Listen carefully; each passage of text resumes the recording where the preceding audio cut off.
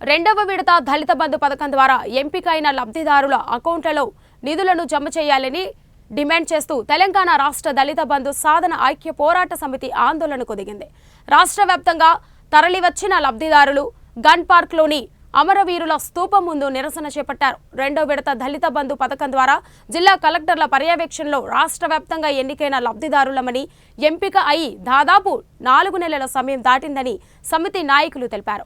గత ప్రభుత్వం ఒక్కొక్క లబ్ధిదారుడికి 3 లక్షల రూపాయలు చొప్పున జిల్లా కలెక్టర్ల అకౌంట్లో నిధులు మంజూరు చేసిందన్నారు.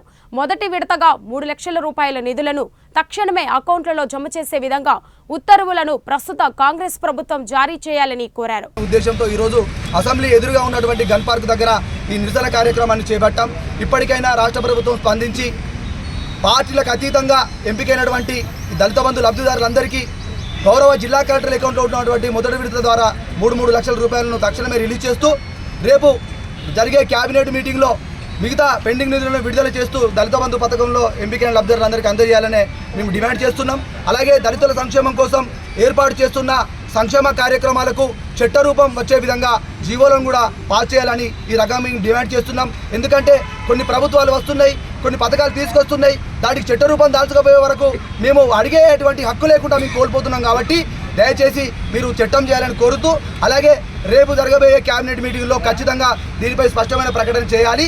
లేకపోతే రాబోయే పార్లమెంట్ ఎన్నికల సాక్షిగా మేము రాష్ట్ర వ్యాప్తంగా దీనిని మేము సిద్ధం చేసుకుంటాం. కార్యాచరణను అవసరం అనుకుంటే రాష్ట్ర వ్యాప్తంగా ఉన్నటువంటి దళిత బంధు లబ్ధిదారులందరం పార్లమెంటు ఎన్నికల్లో బరిలో ఉంటాం. ఖచ్చితంగా మా ఆకాంక్షను చెప్పడానికి బరిలో ఉంటాం. ఇక్కడ ఏదో మీరు ధర్నాలు చేయాలి, మీకు వ్యతిరేకంగా కార్యక్రమం రావాలి, ఇక్కడికి మీ కడుపు మండి మా ఆకలి తెలపాలని ఇక్కడికి వచ్చినాం. ఇప్పటికైనా గౌరవ ముఖ్యమంత్రి రేవంత్ రెడ్డి గారు, మంత్రిమండలందరూ తక్షణమే స్పందించి దీనిపై నిర్ణయం తీసుకోవాలి, దళితులకు న్యాయం చేయాలి. లేని పక్షంలో రాష్ట్ర వ్యాప్తంగా ఆందోళనతో పాటు పార్లమెంట్ ఎలక్షన్స్లో ఖచ్చితంగా మేము మా సత్తా ఏందో మీకు చూపించే విధంగా చేస్తాం. మమ్మల్ని అక్కడి దాకా పోనీయకుండా కడుపులో పెట్టి కాపాడుకోవాలని రాష్ట్ర ప్రభుత్వాన్ని దళితులందరి పక్షాన విజ్ఞప్తి చేస్తున్నాం. జై భీమ్, జై భీమ్.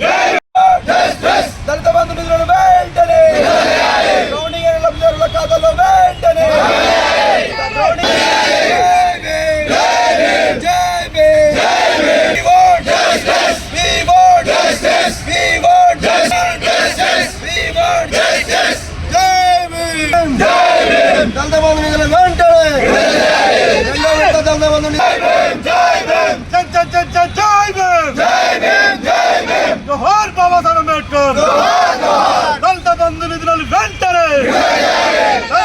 మా యొక్క దళిత బంధు లబ్ధిదారులందరి తరఫున మీకు నమస్కారాలు తెలియజేస్తున్నాము.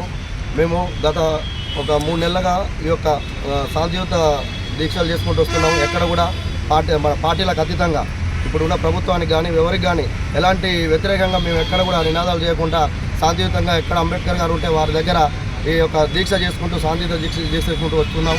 ఈరోజు కూడా అసెంబ్లీ ముందు ఉన్న గన్ పార్క్ వద్ద ఈ యొక్క అమరవీరుల స్తూపం దగ్గర మా యొక్క ఈ యొక్క దీక్ష నిరసన తెలియజేస్తున్నాము. మేము ఇప్పుడున్న ప్రభుత్వాన్ని కానీ గతంలో ఉన్న ప్రభుత్వానికి కానీ మేము ఎవరికి కానీ ఏ వ్యతిరేక నినాదాలు చేయకుండా మా యొక్క రాష్ట్రం మొత్తం ఇక్కడికి వచ్చిన అందరూ కూడా అన్ని జిల్లాల వాళ్ళు, రాష్ట్రంలో ఉన్న అన్ని జిల్లాల వాళ్ళు అందరూ ఇక్కడికి వచ్చారు. మా దళితులు, ఈ దళితులకు ఈ యొక్క 50 సంవత్సరాలు 70 సంవత్సరాల చరిత్రలో కూడా ఎప్పుడు పెట్టని విధంగా ఈ యొక్క దళిత బంధు స్కీమ్ పెట్టారు.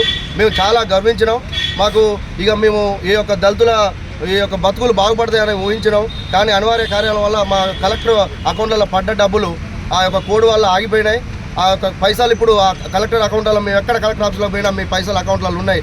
ప్రభుత్వం స్పందించి మాకు ఆర్డర్ ఇస్తే మేము మీ అకౌంట్లలో జమ చేసి మీకు న్యాయం చేస్తామని కలెక్టర్ గారు, ప్రతి జిల్లా కలెక్టర్ గారు చెప్తున్నారు. కాబట్టి ఇప్పుడున్న ఈ యొక్క ప్రభుత్వానికి చేతులెత్తి మా యొక్క రాష్ట్ర దళిత లబ్ధిదారులందరి తరఫున మేము వేడుకునేది ఏంటంటే, మేము పార్టీలకు అతీతంగా మేము వేడుకుంటున్నాం. మేము ఈరోజు ఇక్కడ చేసే దీక్ష మాది శాంతియుత దీక్ష. సీఎం రేవంత్ రెడ్డి గారు, ఇప్పుడున్న ప్రభుత్వ కేబినెట్ మినిస్టర్లు కూడా రేపటి కేబినెట్ మీటింగ్లో ఈ యొక్క చర్చ తీసి మాకు ఈ యొక్క న్యాయం చేయాలని కోరుతూ మా దళిత బంధు లబ్ధిదారుల పక్షాన మీకు, మీ ప్రభుత్వానికి, మరి ఇక్కడ మీడియా మిత్రులందరికీ మేము నమస్కారాలు తెలియజేస్తున్నాం. జై భీమ్.